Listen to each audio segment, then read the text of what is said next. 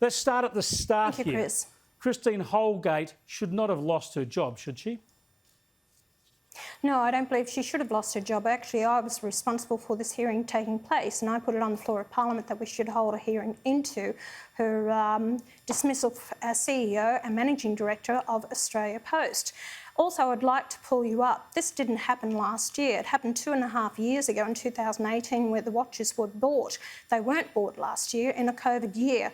And the perception of buying Cartier watches, yes, it's not a good look, and I totally agree, and I said it at the time. But the whole fact is she explained herself with regard to that the 4 executives brought in at bank at Post, and it was about $220 million that they brought into, which propped up and supported and saved a lot of the post offices in rural and regional Australia to actually give them some money back into their pockets to keep themselves going, because these are mostly mums and dads' businesses that have cost them about $1 million to set up their business, and they were going under. So for $20,000, I have no problem with that, and it was well within her rights. To say that she had no reason to do it, or the former chair saying that he didn't have any understanding or it wasn't passed by the board, it didn't have to be passed by the board. She had an account that she could spend up to $150,000. Now, she made that decision to do it,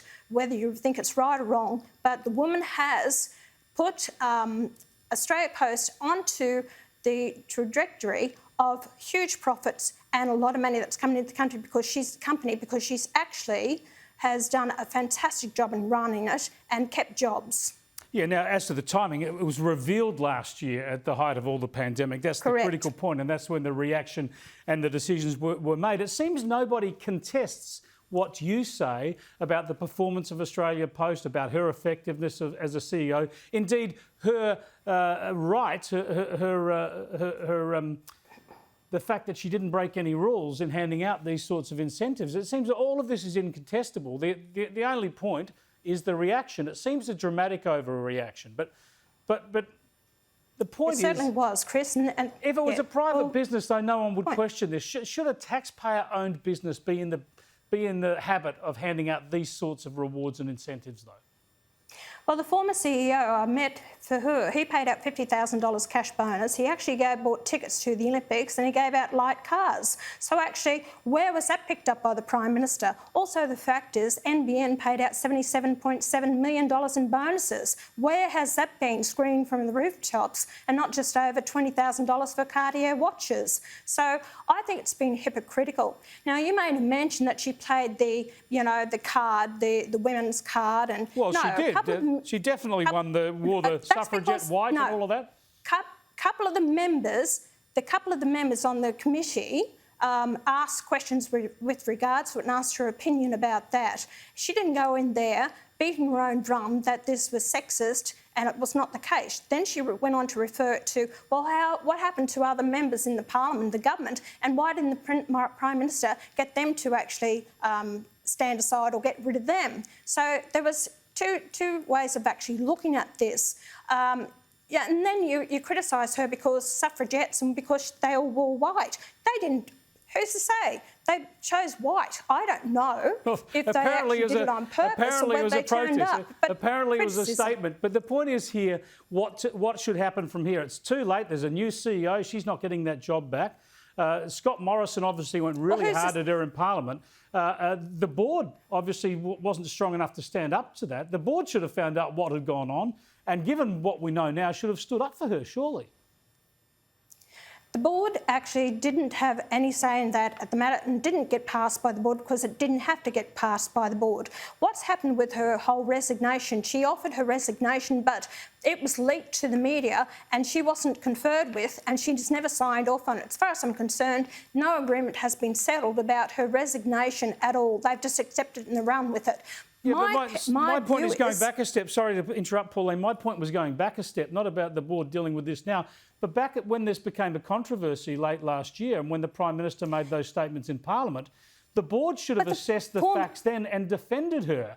rather than just getting The rid former of her. chair of the board, Stan Hope, he was the chair of the board at the time. He actually agreed with that. There's a card written by him to one of the executives who received the watch saying thank you and congratulations for all the hard work that you've done. He supported it, and that was the former chair of the board. So there was nothing here to answer. What I'm concerned about is there is the BCG report that's been brought down that was commissioned to be done, and that's my concern about the future and what they intend to do with the Australia Post. And under that, they intend to actually cut back the financial services through the post offices. They actually will reduce the letter delivery to 2 days a week, and they want to actually privatise the parcel delivery. Christine is opposed to all this. This is why I think the guts of the whole matter is they had to get rid of Christine, because the government's intentions is possibly to privatise part of Australia Post, get rid of the parcel delivery. That's what I'm concerned about. When the chair stands up today and he says she does a fantastic job, we're sorry to see her go. I said, what did you do? Why didn't you ask her to stay? And he couldn't really say anything about, oh, well, got the resignation. He got it from the Prime Minister and from the two acting ministers, the shareholder ministers in this, that she actually had to go. And before, she wasn't even approached when the Prime Minister made his statement on the floor of Parliament that if she doesn't stand down, then she can go. It was up to the chair, who the board is basically all coalition members or former members of Parliament or connected with the coalition, and they're actually doing the behest of the Liberal Party and to get rid of her. It was a bizarre performance by the chairman. He actually said she'd been mistreated, Christine Holgate, by Australia Post, but didn't deserve an apology from Australia Post. Just finally and very quickly, if they want to run Australia Post as a business, shouldn't it be privatised fully and it can just operate as a business? No, definitely not, because I believe this is one asset and our post should never be privatised. It should be in the hands of the government for the people and run at a cost they can afford. If you privatise anything, Chris, then you actually costs increase. It is under our constitution. Australia Post is the government's responsibility.